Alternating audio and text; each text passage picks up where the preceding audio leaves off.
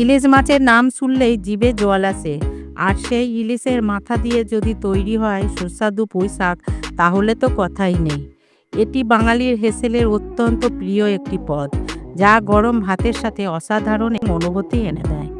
তাহলে চলুন কিভাবে খুব সহজে আর একদম ঘরোয়া উপকরণ দিয়ে রান্নাটি করে নিতে পারবেন, আজকের ভিডিওতে সেটি আপনাদের সাথে শেয়ার করব। তাহলে রান্নাটি করার জন্য প্রথমেই সবজি বলতে নিয়ে নিয়েছি পটল, গাঁটিকচু, পেঁপে, কুমড়ো এবং আলু, আর তার সাথে কেটে নিয়েছি পুঁই শাক এবং দুটি ইলিশ মাছের মাথা নিয়ে নিয়েছি। এবার কড়াইয়ে তেল গরম করে প্রথমে আমি 50 গ্রাম চীনাবাদাম ভেজে নেব। বাদামগুলি আমাদের অল্প করে ভেজে নিলেই হবে। এরপর আমি মাছের মাথা দুটিকে ভেজে নেব। আচ্ছা, আমি কিন্তু মাছের মাথা দুটিকে আগে লবণ ও হলুদ মাখিয়ে রেখেছিলাম। এবারে আমি পটলগুলিকে দিয়ে দিচ্ছি এবং তার সাথে অ্যাড করে দিচ্ছি হাফ চামচ হলুদ গুঁড়ো এবং সামান্য পরিমাণ লবণ।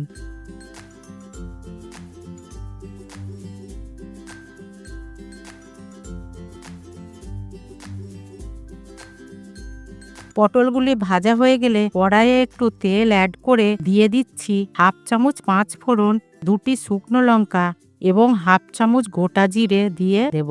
একটু নেড়ে চেড়ে আলু এবং পেঁপেগুলিকে দিয়ে দেব। এর সাথে আবারও একটু অ্যাড করে দেব হাফ চামচ লবণ এবং সামান্য পরিমাণে হলুদ গুঁড়ো।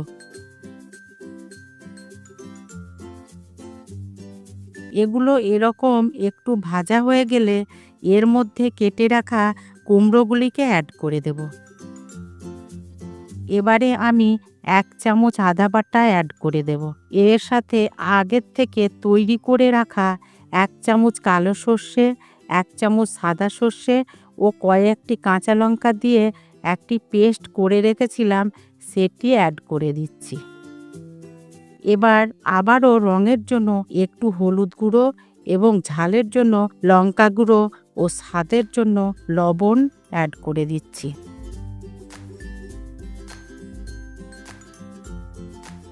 এগুলোকে খুব ভালো করে কষিয়ে নিয়ে কেটে রাখা পুঁই শাকগুলো অ্যাড করে দিচ্ছি।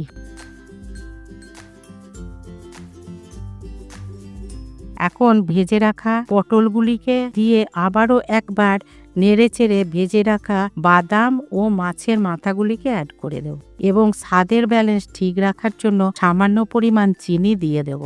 এখন এই সব কিছুকে আবারও খুব ভালো করে একবার মিশিয়ে নিয়ে সব কিছুকে সিদ্ধ করার জন্য পরিমাণ মতো জল দিয়ে দেব।